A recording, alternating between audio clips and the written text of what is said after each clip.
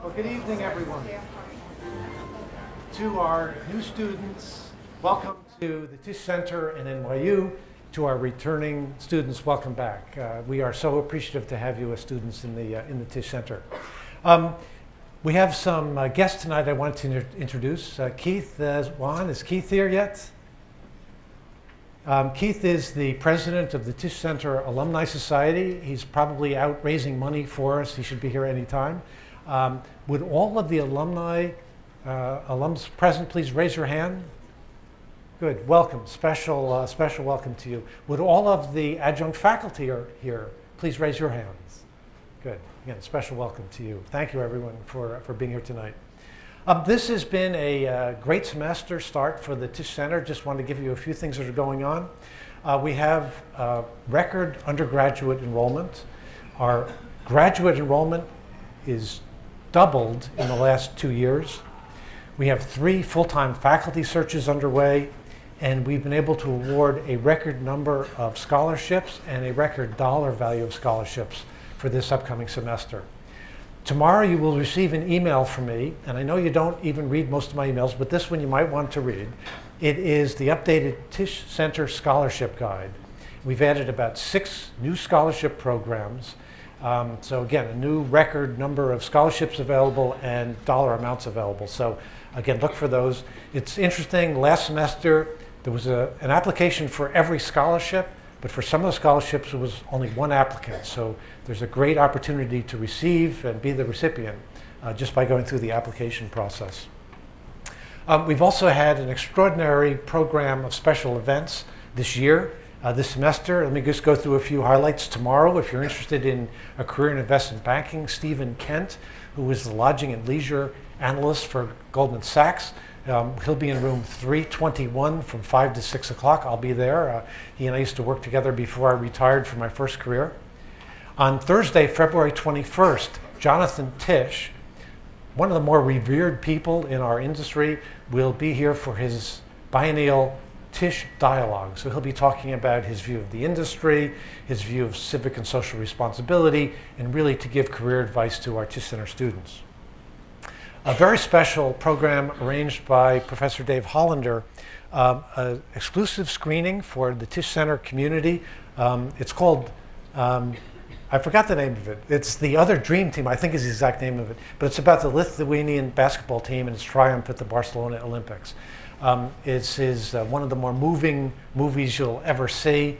And again, it's at the theater right across the street from the Tisch Center on 12th Street.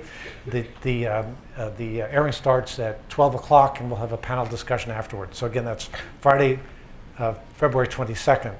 And then Wednesday, March 6th, we'll have our Cal Ramsey sports lecture. We won't announce that yet, but we've got what we think is a really, really exciting program for that. So again, just all of the extras in addition to your classroom and guest lectures and adjunct faculty. I hope you'll take advantage of all of these special kinds of activities. Bunny Grossinger asked me to please apologize. She couldn't be here tonight. She had a conflict. And in some ways, it's easier to talk about Bunny when she's not here because she always says, oh, don't say that, don't say that. But she told me something earlier this month, it was the end of last week, that I think was a great story.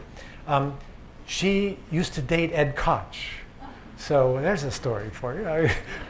More than, okay, you know what I mean? Okay. But one of the things that you probably have read about Bunny, but I just want to tell my position on it. First of all, Bunny was an industry luminary when I was a college student. And the Grossinger name, when I was in college, it was kind of like there were the Hiltons, the Marriotts, and there was Grossingers. I mean, it's a single property resort in the Catskills. It maybe was among the best known resort in the world. And a lot of that had to do with Bunny. As I went through my career and would be assigned to work on projects for corporations or volunteer activities or represent my firm in some kind of an organization, every place I went, Bunny was in a leadership position. Whether it was she was on the board of a company or the board of an organization or involved in philanthropy or supporting youth education. I mean, one of the most giving people of her time and funds, frankly, as you could ever meet. And then another thing that's not well known is we are the Tisch Center because Bunny Grossinger suggested to John Tisch that there was a naming opportunity and a chance to really support hospitality, tourism, and sports education at NYU. So really, we're the Tisch Center because of Bunny. So a very, very special lady. We'll arrange for her to visit the Tisch Center before the end of the semester, and I hope you'll have a chance to meet her and say hello. Tonight, we have another extraordinary guest speaker. Again, you've heard me say it many times. The people who attend these events and speak at these events, you should be getting their autographs. You can sell them for a lot on eBay or other reasons you might want them.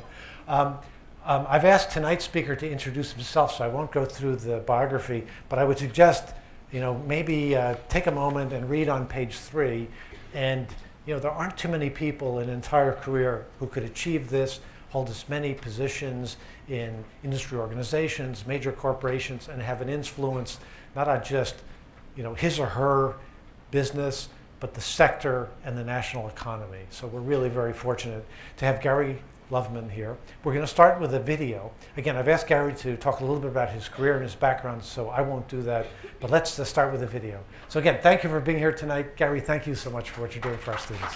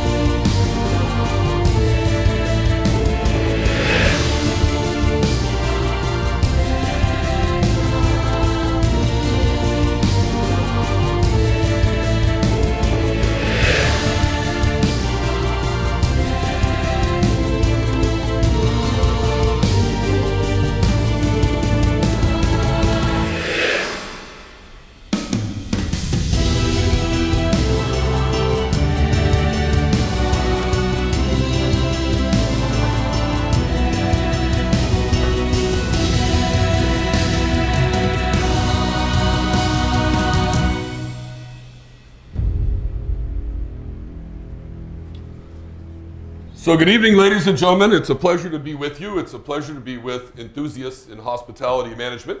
I've taken the occasion through this video to show you one of the reasons why we think our industry is quite exciting. In this one building that was built in 1966, you find 4,000 hotel rooms, you find 15 of the world's greatest restaurants, you find the highest grossing retail square footage in North America, you find the highest grossing performing arts center where Celine and Elton and Rod and Shania perform every night, you find a tremendous spa and golf course, and virtually all of the amenities that we think of in the hospitality world. So it is one of these big, complex, remarkable places where the things we all like to do come together. And what I'd like to do this evening, while we're together here in cold New York, is to talk about the nature of the casino industry as one facet of the hospitality industry, talk a little bit about why we're excited about it and why it seems to be making substantial inroads around the world. Then we'll take a look at why this has taken so long, what some of the impediments to the growth of the casino business have been, and what some of the objections have been that are consistently raised for why certain places may not wish to have casinos or big resorts like this. And then we'll conclude with a look at an issue that I hope is of interest to all of you, and that is what can we do that's uniquely fun and appealing to improve the performance of any type of hospitality business that we're involved in. And I'll use that last piece as a bit of a segue to how a recovering academic like me could wind up having been in a building like this for many years of my life and then wind up in a building like that for many years of my life. I can assure you that building is more fun. Not that there's anything wrong with buildings like this. I like them too. So let's take a minute and talk about the history of this business, the resort business, and particularly in Las Vegas. So The legislature of Nevada in the mid-1940s decided that scarcely anyone would ever come to Nevada unless they did something to make it a fun place to come. So they were the first state in the United States to legalize casino gambling. And you see here that in the 1940s, the Flamingo opens with Bugsy Siegel, the famous mafia criminal, and off goes the industry. At that time, scarcely anyone lives there. And then you see the progression continue up through the 1960s when Caesar's Palace opens, and then the Big Green MGM Grand opens a number of years later. And by this time, the city has grown tenfold from 40-some-odd thousand people to nearly 500,000. Now, little did anyone know that that was just the beginning. So we roll forward from that period on. We see the Steve Wynn's first resort in Las Vegas, the Mirage, opened. You remember this was in the boom of the junk bond period. This was Mike Milken finance. This was the intersection of high finance and great luxury hospitality development. And at the time, when the Mirage opened, it was built for about $700 million. People wondered whether it could possibly be true that a $700 million resort could be operated profitably. Of course, that turned out to be rather easy. Then, just as I came into the business, 1998, the Bellagio opened. It opened for $1.8 billion. When it arrived, we said in Las Vegas it was the sort of place God would build if he had the money. Now, little did we know that was just warming up, because a few years later, in fact in 2009, my competitor down the street opened City Center at $9.6 billion, the largest private development in US commercial history. So just up and down this one street in Las Vegas Boulevard, not more than 2 miles from the meaningful north end to the southern end, just since the financial crisis, over $15 billion of commercial development has come to our industry, and customers can quite easily walk from one offering to the other. It's free to walk in anywhere you want, and the same games are on offer to any of you at the same terms in every one of these buildings. Some of them were built like my Flamingo, now almost 70 years ago, and some of them were built for $9.5 billion just a couple of years ago, and we all have to compete one against the other with the places right next door. I think this is one of the really great tests of the hospitality business. How can you put an offering forward that can compete on reasonable terms at reasonable prices with this level of competition? Now, the city itself has seen this tremendous supply-driven escalation in activity. You see here a chart of the growth in visitation into the city, now in the neighborhood of 40-some-odd million visitors, and you can see these inflection points where at various times new products came to market, and as they did, the number of visitors jumped in response to that. Unfortunately, since the financial crisis, that pattern has been broken, where there have been new things coming online, and we have not seen quite as much demand come in response. But over most of this period, every time there was something new to see and new to enjoy in Las Vegas, there were thousands, if not millions, of people coming to see it. And that fueled the growth considerably. Now, over that period, something else that was very interesting happened. What we have on offer changed very substantially. When people started coming to Vegas in the 1940s, they principally came to gamble, and by the way, they needed to sleep and eat. But it was a gambling joint. Since then, the business has become very dramatically more diversified. So today, at a place like Caesar's Palace, more than half of our revenue comes from things other than gambling, from culinary activities, lodging, spas, conventions, weddings, golf, all the things that go along with the gambling offering in that facility. And the quality of these amenities have grown dramatically, particularly since the late 1990s, when the level of culinary achievement, the quality of hotel room, the quality of amenity, whether it be spa or retail, has gone up quite dramatically. And if I show you rather immodestly just some of the ones that are in my buildings, we just opened this past weekend, Super Bowl weekend, with Chef Nobu, the first Nobu hotel, next to a big new Nobu restaurant at Caesar's Palace. We've just introduced Gordon Ramsay in Las Vegas with 2 new restaurants, one at Paris and one at Caesar's Palace. Of course, you're familiar with Celine and Shania and Elton and Cher and Bette Midler and all the A-plus celebrities that we have from time to time at Caesar's Palace, and lots of other things. So the city is now, in part, for many of our guests, about gambling, and gambling is a big attraction. But for an increasingly large number of people, it's either not why they're there, or it's only one small part of why they're there. And of course, this dynamic has been observed by lots of people who see the benefits, the economic dynamism that comes with this industry, and wants to get all of this, not just the gaming part, but the rest of it as well. So if you look then, if this story has been so powerful from 1946, now almost 70 years subsequent to that period, why is it so difficult to get folks to see that this would be an interesting thing for them? whether it be here in New York, where this activity is being widely debated, or in my home state of Massachusetts, where we're finally, after many, many years, relatively close, or elsewhere, it comes to a long series of debates about issues where people believe gaming to be in various ways destructive. And as a person who had not even been to a casino, in fact, only one, before I started working with Caesars years ago, that one being in Monte Carlo, and not having grown up in the casino business by any stretch of the imagination, I came to this debate pretty clear-headed about what is it we do, who are the customers, why are they here, and how does that inform what you often hear about. So I'll take a minute or two and talk about the way in which the industry is characterized, what the facts tell us about it, who are our customers, why are they there, and how might that inform what we do prospectively. Now, I hope all of you are customers of ours. I won't ask you to show your hands, although later, if you need to talk to me about accommodations or something, we can work that out. But I do want to ask you to consider, why do people come to casinos? Now, the uninformed answer to that is simply to get money for something.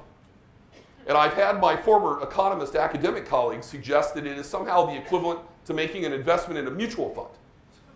Well, let me assure you that has nothing to do with it at all. And our customers are very clear about why they're there. They're there because it's fun. And the fun is centered in the anticipation that comes in the realization of an uncertain result. Well, let me tell you what I mean by that. You sit down to play 21 or Baccarat. We deal you a card, we deal the dealer a card, and then we come around to deal you another card. Now, if the first card I give you is an ace, what's on your mind? You want a 10, right? Now, it's not like, I want a 10, like you just said it. You want a 10. And while you're waiting for that 10, the world's a little more fun. The women are prettier, the air is cleaner, the place is nicer, everything is better while you're waiting for the 10, right? Now, we could have given you the ace and then given you another card immediately. That's not how it goes. We give you the ace, we give the dealer a card, we give all the other players a card, then we come back around. And if you get a 10, what do? What do you do? You win, but you don't say, I win. What do? You slam your hand, you high five, you give somebody a kiss, you do something fun because it's fun. Now, you're a smart guy. You know that on average, I'm going to keep 2%-ish of what you wager. If you're a smart blackjack player and you play in a thoughtful way, which I'm sure you would, I'm going to keep 2% of the wager. So you wager $2,000, I'm going to keep $40 in the course of the evening. Some days you'll beat me 40% of the time. You'll go home with my money. 60% of the time, I'll keep a little of your money, and sometimes I'll keep way more than you would have liked. And that's your experience. Now, the same thing is true on a slot machine. You put your money in the slot machine, you pull the lever. You get cherries, cherries. And in that moment, all these things are fun. And you're doing this in an environment that is incredibly safe. It's very pleasant. There are fun people around. The minute you want to go eat, there's 12 places to go eat. You want to go to the showroom, go to the showroom. If you're tired, you want to go sleep, the hotel's right there. It's a very powerful offer. That's why people are in casinos. And people who are our customers, the 35% of Americans who come to casinos every year, these are people that are every bit as well educated as the American public in general. They're much more financially conservative in general than people who don't go to casinos. These folks get it. Unfortunately, in the public debate, sometimes that's not the case. So what I'm showing here is a description of the circumstances I was just describing about why it is that customers come to visit us and what they tell us keeps them coming back again and again. Now, this past weekend, we hosted the Super Bowl in New Orleans. We're the largest employer in New Orleans. We have a casino called Harrah's New Orleans and a beautiful hotel there. We invited our best customers from around the world who enjoyed the Super Bowl. They flew down, they got down on Friday, they enjoyed the city, they stayed with us, they gambled, they went to the game, they came back, they went home on Monday. It was a great experience. We are, I think, unique among hospitality providers in that we can package that entire experience. And if you're a casino customer of some substantial worth, we'll pick you up in one of our airplanes, wherever you live. We'll bring you to New Orleans, police escort to the hotel, over to the Super Bowl, back, restaurants, reservations. You want to eat at Galatoire's, you're at Galatoire's. Do what you like, we can do it. That's the engine that we provide. Now, what are the arguments against this? Well, certainly one of the arguments is that our customers are vulnerable and we prey on those who can't think as well for themselves as you would think the general public could imagine. And that turns out, in almost every instance, not to be the case. So we sample, we know who our customers are. In fact, we know who they are better than almost any company you'll meet. And our customers are, in general, a little bit older, a little bit better educated, and a little bit more conservative than the American public overall. It's not too surprising because gaming is a luxury good. Nobody has to do this. And people who do it tend to be people who have the time and the resources to do it. And people that have time and resources tend to be older. This is one of the surprising things about the casino business. Now, you all, most of you here, of course, you're over 21. So if you come to my places, I have some chance of making money from you because you'll show up in my nightclubs and the boys will chase the girls around, the girls will chase the boys, and everybody will chase each other, and I'll make a buck selling you overpriced liquor. I can make a buck at this, not a lot. And you only do this on the weekends and late at night, so it's limited. Then you enter this unfortunate period of your lives where you get married and have children. This is a very bad time. So when you're married and you have children, two bad things happen. You're very, very busy. You tend not to have a great deal of money to spend on yourself. And when you travel, you bring these destructive little people with you that wreck my hotel and alienate the good customers. But fortunately, after a period of time, that period passes. And then you get to be about my age when your kids are all grown and off doing something else. And then you can spend time entertaining yourself and you have the resources to do it. So if you were to walk into any of my facilities, I can assure you that almost all of the money that will be made in that casino will be made for people 50 and older. And while that would be a little bit of a generalization, it would be quite accurate. So that's who the customer is. Now, the most penetrating criticism of casinos, and one that is accurate to a very limited degree, is that some portion of those who visit are addicted. And this is true. Very careful studies of addiction show that about 2% of active gamblers cannot control how much they gamble. And this is true across lotteries, casino gaming, sports wagering, bingo, any form of gambling. And for this 2% population, it's a huge deal and very destructive to themselves and their families, and we worry about it a lot. So my company and others have been leaders in trying to make sure we can identify people who suffer addictions, that our staff are trained, motivated, and desirous of identifying people with this challenge, getting them out of our facilities, getting them into therapeutic care, and finding ways to address it. So that 2% is very important. But for most folks, it's a surprise that the number is 2%. So it is, for example, substantially smaller than the percentage of people who will wander in to the bars and restaurants that you will later operate who have liquor abuse problems. And I would tell you that as an operator of a company that is a gigantic provider of liquor, I worry just as much, if not more, about what happens with people who cannot control alcohol consumption in our facilities as I do those who can't control their consumption of gambling. In both cases, we bear a big responsibility and we have to do it right, but we have to take the issue head on. There is no rising incidence of crime surrounding casinos. In fact, communities with casinos are safer than communities without them.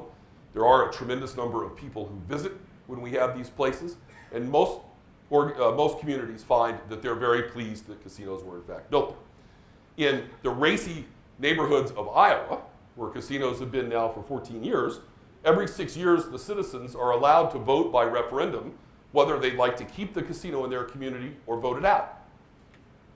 And never once in the 14 years that these casinos have been in Iowa, all over the state, has any one community ever voted one out. So once this becomes day-to-day normal life in a community where casinos exist, in such racy places as Iowa and Illinois and Indiana and Mississippi, Louisiana and Michigan, and so on, it's a fun place for people who go. It's of no great interest for the 70% of people who don't go. The state makes money, there's jobs created, there's economic development, and it seems like a relatively normal, everyday experience. So I spend, as you might imagine, quite a lot of time talking about these issues. And I try to take them on in a non-defensive way, but speak to what we know about the evidence around casinos. An issue for some portion of people that suffer addictions, and we should do everything possible to take care of them. But on the other hand, a very exciting place and a big source of economic development broadly. Now later we can talk about other industries where these same issues arise, but in the consumer world generally, whether you're serving food for a living or liquor for a living or gaming for a living or whatever it may be, in every instance these issues of social responsibility come up, and all of us have to take them very seriously.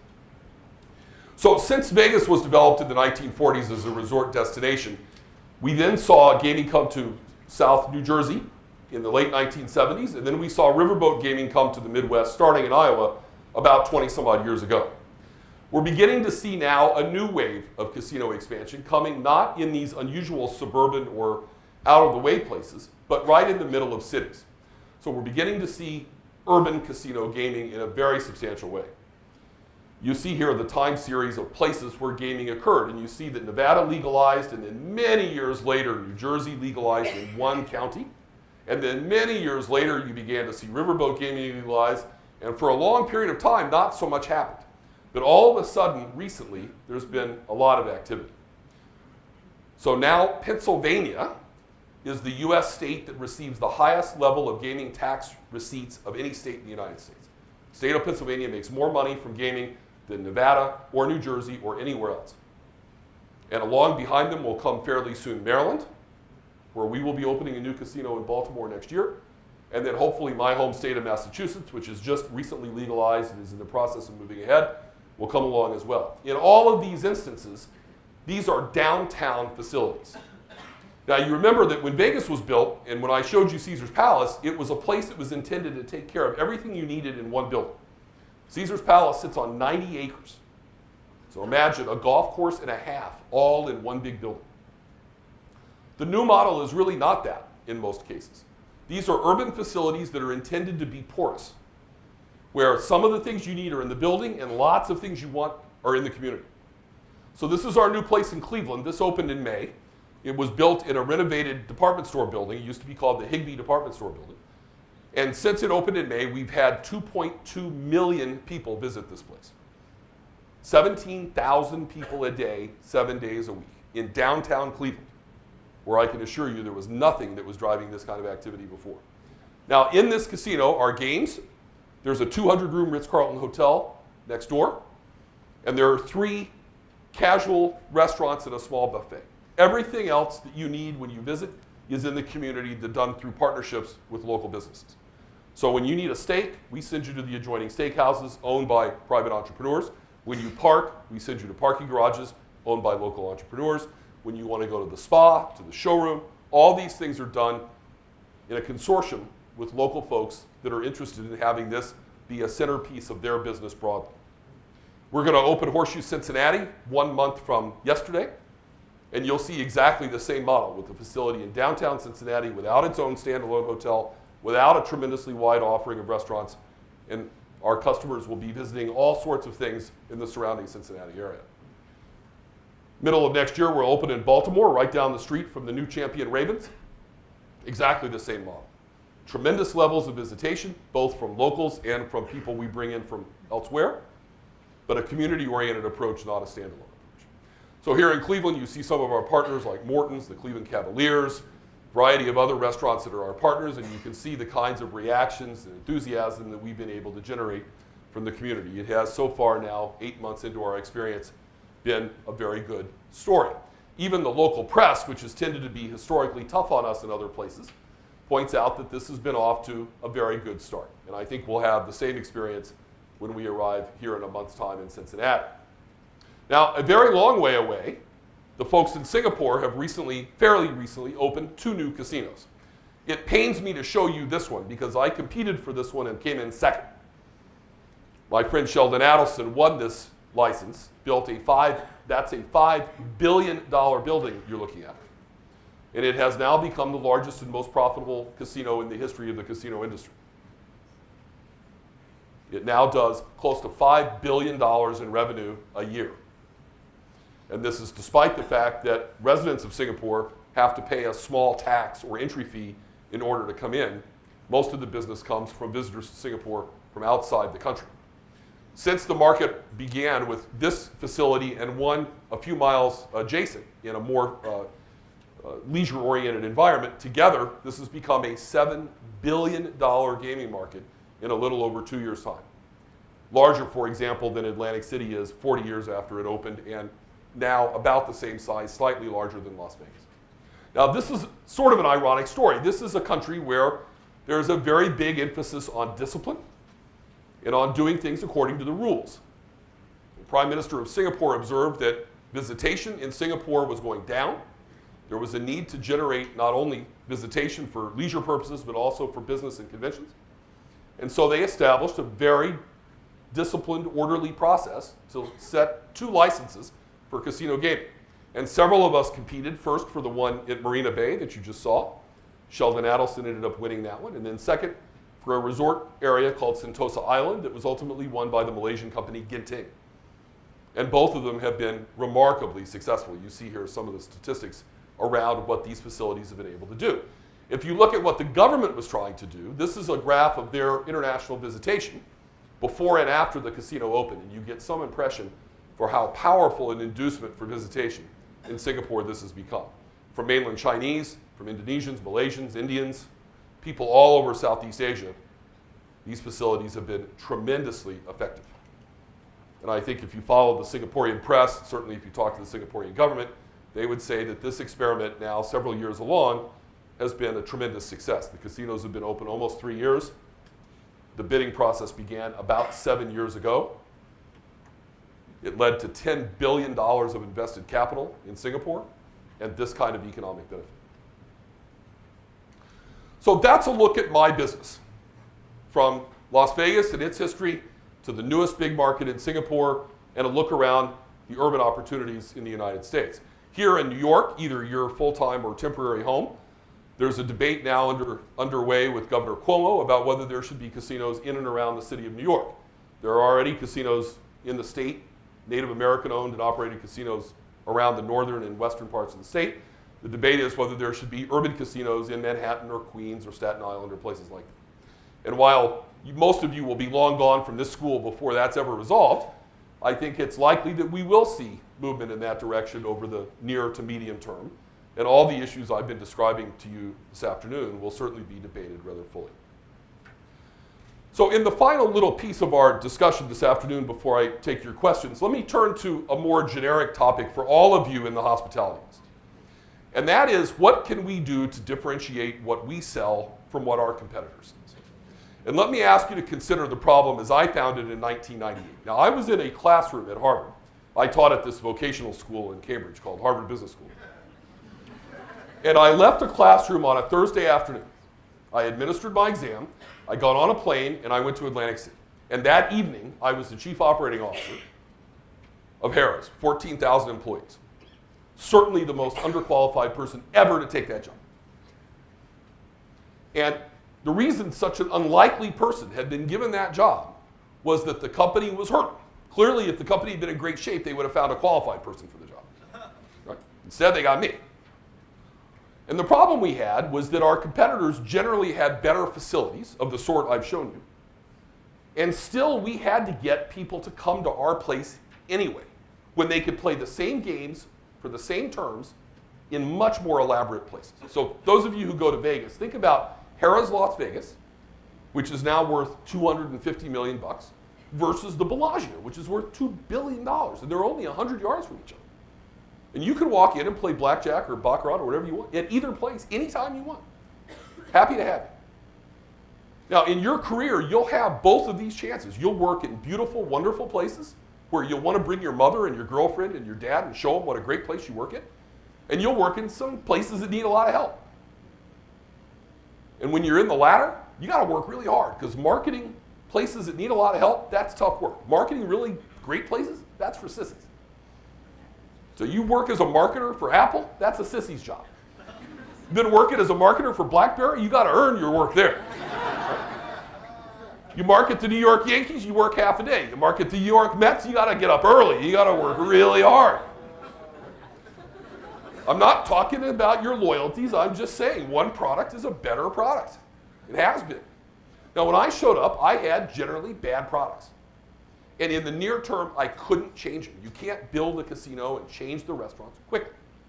So you have to change the way the consumer chooses to buy from you. That's what marketers do. We affect the decision of a purchaser in a favorable way for us. We put it differently, we profitably influence the way a customer makes a decision. And in my case, customers were already in the place. I didn't need more gamblers. I just needed gamblers to be more loyal to me, because that was my problem. Commoditized product being sold in much more opulent boxes by all of my competitors. So when I started, customers who visited Harrah's once a year or more gave us 30 of their gaming budget. 38%. So you're giving 62% of your business to my competitors. 38's not a very good score, right? You call home when you get a 38 here at NYU, say, Mom, I got a 38. You don't, do you? No, tell her you did better. Nobody's proud of a 38. 38 was my rallying cry. So speaking to my cocktail servers and my card dealers and my valet parkers and my front desk agents and everybody who listened to me 7 days a week, 3 shifts a day, we're getting 38. So you're going to go out for the next 8 hours and you're going to talk to our customers. And in that 8 hours, you've got to find 2 people who will give us 1 more visit a year. That's it. They're going to make 10 visits to Atlantic City. Now we get 4. Let's get 5. And then when we get 5, we'll still suck. 5's still terrible. But it's a lot better than 4. And if we get to 5, the company will be dramatically better. And I can show you from a financial engineering point of view how much better we'll be. Let's go do that. So everything became about that, about service and about our effort to build loyalty. And it begins with the front level experience between the folks looking after the guest and the guest. And then we started to build behind it all of this inferential science, decision science capability stuff you've heard discussed in our case, where we took transactional information and we modeled what we could do to get you to do a little more with us. Now, I'm quite provocative about this because you're going into an industry that generally doesn't do this very well. So the hoteliers, the restaurateurs, the bar and lounge owners, they're increasingly collecting information about the guest. They don't do much with it, except occasionally they give you a reward if you work really hard and you collect enough points. But that's not what I'm principally interested in doing. I want to learn, what do you like? When do you like to visit? Who comes with you? What experiences are special to you? You like sports? You like culinary events? You like gambling? You like fine arts? You come on the holidays? You come in the middle of the summer? You come with an offer? You come without an offer? What can I learn about you so that I send you something different from what I send her that's distinctly interesting to you? And then I make sure I create that experience exactly for you. Now, at the high end of our business in gambling, we've done this for VIPs for a long time. And just to give you an example, I'm on FedEx's board. Fred Smith's been a dear friend of mine a long time. He came to the Super Bowl this weekend in New Orleans. Of course, I knew Fred was coming. And he had his family at dinner. So I picked out some fine wines. Fred is a billionaire, so he's a very important guy for our business. We boxed up the wines in FedEx boxes. Our waiter showed up at the table with wine from me in a FedEx box. We said, Mr. Smith, we know the only reliable on-time way to make a delivery is with FedEx. He was blown away. Now, if you're running a hotel someday in your career and you see that there's some guy named Fred Smith, not an uncommon name, but you know this is the Fred Smith, you can do that. And it doesn't have to be Fred Smith. It could be somebody who's a great customer in some other way. David Bonderman, the billionaire private equity investor, came to New Orleans for the Super Bowl. He's a big New Orleanian music enthusiast. So when his limousine pulled up into our hotel, we had a band there. And it played for his arrival and took him right up to the elevator and up to his floor. Now, you can't do this if you're running the Hampton Inn, I know. But you can do more than you would think to build the loyalty of your customer in what is otherwise a somewhat commoditized business no matter where you are. So this cycle I'm showing you is what we've done. We want to get to know who you are. To do that, we offer you participation in our loyalty program. 45 million American adults are in this program. In exchange for that, we give you things you tell us you like. So you gamble, you stay with us, you get dinner tonight. You get a limo tonight. You sit in front of Celine Dion tonight. You stay an extra night in the hotel. Tonight, not after 37 visits and you call in at midnight on a full moon and beg, like most loyalty programs. We want to give you something. We want to give it to you today, and you learn that if you take it and it's fun, then tomorrow you'll come see us again and we'll give you something else you want. And through that cycle, we will learn more and more about you, and your loyalty to us will grow. And it will be my job to think of all the special things I can do for you. Maybe you're a food enthusiast, so you want to eat with Gordon Ramsay. You want to meet Gordon Ramsay. You want to show him a recipe. You want to do something that's exciting for you. And the other person, they want to play in a blackjack tournament. Or they want to go to NASCAR in Las Vegas. Or they want to go to the Olympics in London or the World Cup in Johannesburg. All of these things are the tools we have to drive our loyalty, and this is the way we try to do it. Our loyalty program is by far the largest and the best recognized by gaming customers. So we want to take the best care of them where they visit, locally, but then make sure they know that if they want to be treated to all these other things, they need to continue to show us loyalty through this program. You live in Tulsa, Oklahoma. There's no casino nearby. We fly airplanes into Tulsa, Oklahoma, and we invite you to come to Las Vegas or Reno or Lake Tahoe for free. Now, how can I invite you, if you live in Tulsa, to come see me on an airplane trip for free? How can I do that and make money? I got to know what kind of gambler you are. If you're a non-gambler, that was a very bad idea. If you're a $500 a day gambler, that was a break-even idea. If you're a $750 a day gambler, that was a very good idea. Because nobody from Tulsa ever goes to Reno, Nevada. If you have to fly commercially, nobody ever goes. But if I say, hey, I'm coming to Tulsa, there's a plane, it's coming directly to our place, we'll take you right there, your hotel is free and your airplane is free? How can you turn, you gotta be really dull to turn that down. It's possible, I don't know, in your case, maybe, but who knows, right? So we have created demand in this respect, and it's all geared back to the fact that we know enough about the customer to be able to profitably offer them something that they would otherwise never think of doing. And create, in our case, 5,000 chartered airplane flights a year, 15 a day, filled with people coming from unusual places into our markets to drive our hotel. So all of our folks are thinking about this all the time. How do we extend this relationship? How do we drive the loyalty of our guests? How do we take our competitors' business a trip at a time? And then move our customers around, all around the country, to places that we operate so that they know that this experience is superior to what else is available to them. Now think about this in a traditional lodging case. I'll give you a particularly unusual example. September 11th, 2001, the Bank of America CEO conference was being held at the Ritz-Carlton, San Francisco. So there were 250 people like me, all CEOs of big companies, all marooned at that hotel because of the tragedy that occurred on 9/11. Now, that is obviously a tremendous tragedy in every respect, but for the hotel, it's quite an unusual case. You have 200 CEOs in one building who can't leave. What do you want to do with that? Well, you probably want to figure out who they are, what company do they lead, what do those companies do? Do they hold meetings? Do their people travel very much? You probably want to come and ask, you need some extra laundry service? Do you need some help with getting to one place or another? Could we pair two of you up to get a plane to take you someplace? They didn't do anything. One of the most remarkable missed opportunities I've experienced as a guest. And unfortunately, that's not uncommon.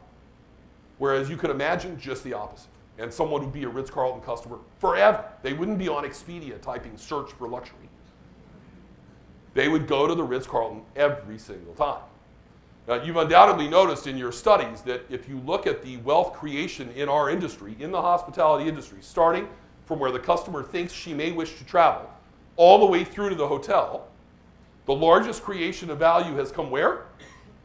In the intermediaries. The people who help you book the trip. Not the airlines, God knows. Not the hotel providers, not the casinos, but the Expedias, the Travelocities, the kayaks. That's, in some respects, an abdication on our part that we're not doing enough to build loyalty with our customer. That when the customer wants to travel, instead of saying, hey, I'm coming to Caesars, they get onto their Google engine and type Vegas cheap. I don't ever want people on typing Vegas cheap. And I don't want to have so weak an occupancy that I'm waiting for Expedia to offer me customers at an 18% commission. So for all these reasons, this is why we build this engine. Now finally, as you can see from my video, I have a lot of toys. And I use all those toys to entertain customers at different levels so that I build their loyalty. And you've seen expressions of this up and down. So for example, recently there was this magnificent film, one of the highest achievements of the American cinema, called Hangover. A film of your generation, shot at Caesars Palace, Las Vegas. And these boys get together to have a bachelor party, and all sorts of weird things happen. Now, that movie was watched all around the world. We have a Chinese player of considerable worth, $4 million a year player.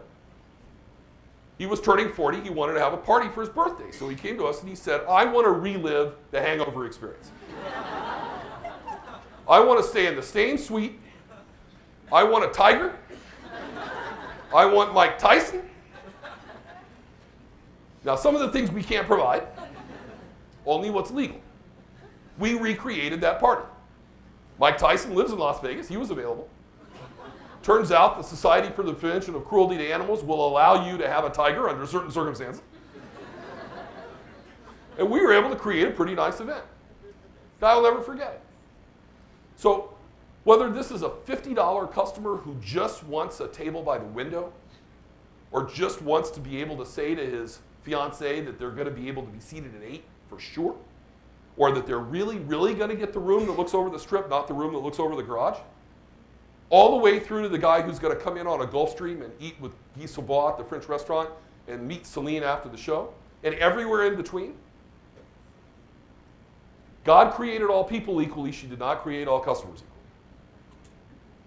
And in the hospitality business, one of the great things about this business, instead of selling widgets or groceries or handbags or whatever it is you might sell, the thing you can do in hospitality is you can take care of the guests the way you know they should be taken care of. That is the most noble of all callings.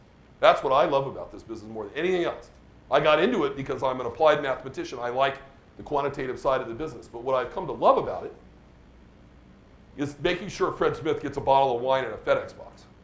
Or when the chairman of Caterpillar holds his annual meeting at Caesar's Palace, that he walks in and there's an erector set with Caterpillar equipment sitting on his table. Or when a guest has a bad travel experience and she arrives exhausted and sick at the front desk, we can do something to make that experience better. When we see a first-time visitor who gets a total rewards card, starts to play at a slot machine and has a very unfortunate experience, and we know that that customer now hates us, we can send someone out to say hello, apologize for the bad outcome, invite her to dinner, ask her to stay another evening, refund part of her loss, and then we can see for sure that the likelihood she comes back a second time is dramatically better than was true before. Now, I remind you, I have a lot better toys than you may have in some of your jobs, but the principle is very powerful. It applies across a very wide range of businesses, and particularly in hospitality. So one final thing, and then we'll take a few questions on whatever interests you. I was an academic. I taught at Harvard Business School. 1992, I was asked to come teach a course for a company called the Promise Companies that owned Hampton Inns, Embassy Suites, and Harrah's Casinos. I walked into a room to teach. There were 4 empty seats. The next day I walked in to teach again, same 4 seats empty. Third day, same 4 seats empty. So finally that evening I went back to the bar, and I found the 4 guys. They were the managers of the 4 Harrah's Casinos. I said, hey guys, your company's having this meeting, and they've invited these Harvard professors to come, and you never show up, not once. And I won't use the language they used in a nice setting like this, but they told me they really didn't need me. Things were fine in the casino business, they were happy, get lost. And I thought, what an odd posture, that you're really not very well educated and you're not really thoughtful about the business and you're so proud of it you won't even bother to come listen to something. Maybe we could do better than that. So at that time, the only casino I'd ever been to in my life was Monte Carlo. I started working with the company as a consultant and a teacher, and I started visiting the businesses, learning a little bit more about it, and it was clear to me that this business looked a lot like financial services and retail, just with much more elaborate romantic settings. And if we used the same tools that were built at places like American Express and Capital One and Advanta and First USA and applied them to gaming, we could make a lot better gaming company, no matter how pretty the box. So I started urging the CEO, who I really barely knew, that this idea had merit. And when times were good, he was interested but not very enthusiastic. Then, after 1995, 96, things got bad for a whole bunch of reasons, and he got much more interested. And one morning after we had another of these conversations, now 6 years into that discussion, 1998, he took me aside and said, would you come and be the chief operating officer? You can leave Harvard for 2 years, come do this with me, and then when your 2-year sabbatical's up, you go back to Harvard and we'll have learned whatever we learned and we'll do better maybe. I said, okay. And that was 14 years ago. So my 2 years went by like that. I had the chance to either stay and keep doing what I was doing or go back to Harvard, which is a pretty lovely place. I decided to stay. We started with 14,000 people. We reached 92,000. We had 14 casinos. We now have 55 casinos. We were in 1 country. We're now in 7 countries. The company was worth $2 billion. When we took it private, it was worth $31 billion. And most of that growth, a good economy certainly helped, but most of it was fueled by this idea that if we can just get the whole company interested in a better experience and a little better loyalty from our customers, we'll make something special. So let me pause there. We'll take a couple of questions or complaints from any of you on all of this. Don't be bashful. Jump in. How are you? Just with the focus right now on, with Las Vegas Sands, MGM, Wynn focusing on Singapore, Macau. I just want to, just in terms of now where you are in terms of Las Vegas and some regionalization with gaming you talked about before with, you know, sort of opening up in major urban cities. Just want to get a sense of Las Vegas, where your thoughts are. I know recently the Imperial Palace rebranded as the Quad, the Link coming on board, Nobu Hotel. Yesterday you closed Bills. Right. Trying to sort of reestablish downtown Las Vegas. No, What are your thoughts on that? Not downtown, but yeah. Okay. So let me tell you what we're trying to do. Vegas has too many hotel rooms and too much casino space. And the level at which people have competed at that has taken it beyond the pale. So Steve Wynn built some of the most beautiful hotel rooms I've ever seen. He spent $1.5 million each building them. And if you go online and type Las Vegas cheap, you'll see that you can stay in those rooms this summer for under $150. In fact, I've told people who live in the West, you should sell your homes and just live in these rooms. Because you probably do it cheaper and it's really nice. People bring you food and do your laundry. It's a great deal. So we don't want to do that. What we want to do is take this little section of the city we own on the east side of the Strip next to the Flamingo, and we want to build a place where people come to have fun, not necessarily to gamble. So we are building something called the Link, which is 300,000 square feet. It looks a little bit like the Grove in Los Angeles or Faneuil Hall in Boston. It's 2 levels. There's no casino in it, but Brooklyn Bowl is in it. The Rock and Roll Hall of Fame is in it. A number of nightclubs, day clubs, boutique retail establishments, and day spas are all there, and it takes you back to a 550-foot tall observation wheel, which will be the tallest such thing in the United States, and the cabin you will ride in will be large enough to accommodate about 35 people. And this is, in one sense, the modern version of the London Eye. So rather than just being in a passive experience in a small capsule looking over the river in London, you will be in a party vehicle that will have digital entertainment, will have food and beverage service, will have waiters and waitresses. You can go and just hang out with whoever shows up in there with you, or you can have a company event, you can have a bachelorette party, you can have a sister's party, you can have whatever food you want ordered in advance, you can have a meeting, you can go around one time, you can go around until you fall asleep. And we think that anchor against this broader entertainment experience will revitalize a big section of our real estate.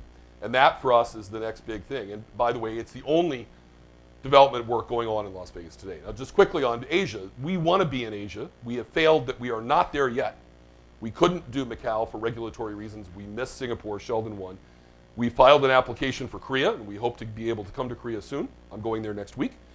We'd like to be in Vietnam. We'd like to be in Japan in a big way, and we'd like to be in Taiwan.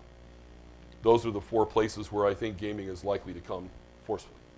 Sir. Good evening. My name's Eric. I'm a senior in the hotel development program. First of all, I'm from New Jersey. I was very upset when Bacchanal closed. It's one of my favorite restaurants. But I wanted to ask you, given the slow recovery since the economic crisis and still with Sandy, the hotels closing, how do you view the competitiveness in the Atlantic City market, given the 2 hotels the 2 casinos off the boardwalk, the Golden Nugget and Borgata, and now the Revel? It seems pretty quiet down there these days. How do you guys think that you'll capitalize on that? So it's a great question. So a little bit of trivia about Atlantic City. Atlantic City used to be one of the most buoyant, profitable markets in the world, certainly in the United States. And we're the biggest operator there. We have 4 hotels. There are 10 in Atlantic City. There are only 5 that make money, and we have 4 of them. I used to make $660 million EBITDA, or profit, operating profit, in Atlantic City. This year, if I make $250, it'll be a miracle. And the reason for that is there are now casinos all over Pennsylvania, all over Maryland, all over Delaware, at Aqueduct, at Yonkers. So it's very tough in Atlantic City. So what we need to do is to restrict capacity. It would be nice if some of the ones that are operating at a loss actually closed. My hunch is Revel will be bankrupt fairly soon. And then the question will be, who takes it over and what do they decide to do there? And my hunch is whoever it is, they'll do it better than they've been doing it. And that'll be harder for us, not easier.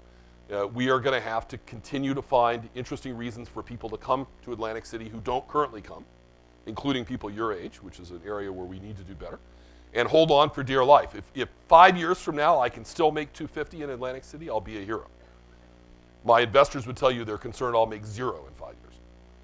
So after having come down as far as we've come, we've got to try to stabilize things, change a lot of the institutional cost structures, and hold on to what we can hold on to there. Because the competitive dynamics in Atlantic City are very tough. One last question. Yes, ma'am. Come on over. I have a couple questions. Okay. First, I'll choose my favorite one. First, I have to say I'm a UNLV undergraduate. I know you very well. We talk about you in class every day. So my first question is Nobu Hotel. How does that brand conflict with Caesars Hotel, Caesars Palace? Because I was there in December and I saw it building the signs and everything. And I was kind of confused because I don't know how that's going to merge into Caesars Palace. That's the first question. And then my second question is, in 2009, we see City Center opening up. However, with that also, they've announced that Harmon's going to be put down. Echelon has stopped building, Fontainebleau as well. So what's there for Las Vegas? Because a lot of investors are pulling out. And my last question is on Singapore, because I'm a Singaporean. So we see in last year, 2012, I extensively researched on gaming revenues, and we see that in Q3, revenues from gaming, just gaming itself, have decreased in comparison to Q3 of 2011. So is Singapore gaming, is it just a passing fade? Are we waiting for another new big thing to hit us? And we'll fall back into a decreasing tourism growth. Okay, let me take those in turn. So let me ask you a question I know you know the answer to. Who's the most important ethnic group to visit a casino? The Chinese. The Chinese. So while I love both you and you, I'm going to work a lot harder for the two of you on average than I'm going to work for him. Now that sounds politically incorrect, and I can hear all the inhaling going on in the room when I say that. But if I gave you a list of the top 500 gamblers in the world, which I can give you someday, with all the names blocked out, 495 of them are Chinese. Chinese, Indonesians, Koreans, but Japanese. of Chinese descent generally. Yeah. Chinese ethnic descent, wherever they may live, Indonesia, Malaysia, Korea, wherever it is, right? That is just the facts of the gambling world. So if you look at players who play $1 million a weekend, a lot of money, you very rarely find one who is not Chinese. So why did I start in that place? Caesars Palace is a great brand. It's been soliciting Chinese visitors for 45 years. We had the opportunity to add a second, what's called flanking brand to that business. We thought a lot about who that could be. Could that be St. Regis? Could that be Waldorf? Could that be, who could it be? And along came Chef Nobu and Bob De Niro and Meyer Tapa, who are the owners of Nobu. The Nobu restaurant remains one of the most widely sought after restaurants in the world, period. And there did not exist a Nobu hotel anywhere. We had a hotel tower that was in bad need of renovation, 200 rooms, right next to where the restaurant would be. Palace and the idea Tower. came, this could be the first ever Nobu hotel right at the Nobu restaurant. We would have the same designer, David Rockwell, who's designed all the great Nobu restaurants from Malibu up and down, and we'll do them together. And they just opened this weekend. And of course, it's too early to tell, but my hunch is this will be a huge success. And when remember, I have 3,800 rooms branded Caesars and 200 branded Nobu. I'm pretty sure I can sell those 200 at a premium. I'm pretty sure people are going to want to know what a Nobu hotel room is like, who have eaten at Nobu restaurants around the world and had great experiences. And I think for celebrities and for high-end gamers, it's a big opportunity. So that's why we did that. We're a few days into it. We'll see. I think Singapore is going to do great. Remember, Macau and Singapore 2002 did $2 billion in gaming revenue. This last year, they did $43 billion between them. That's a pretty good run. Now, are they going to keep going like that? Of course not. But will they continue to grow, and will the residents of Singapore continue to think that that was a pretty good story? I think so. And finally, in Vegas, we need no new capacity for a while. After Right. $15 billion of new stuff, we needed a break. And we're getting that break. And with Wynn's rooms at $149 in the summer, you can't pencil a new hotel that could come in and offer anything like what you need to offer in Vegas and get a return when the rates are at that level. And naturally what will happen is over time, the convention business will improve, rates will increase, and people, once again, bankers and others will start saying, yeah, maybe it's time for a new hotel. Hopefully that won't come anytime too soon. So folks, thank you for joining me this afternoon, and thanks for being in the hospitality business.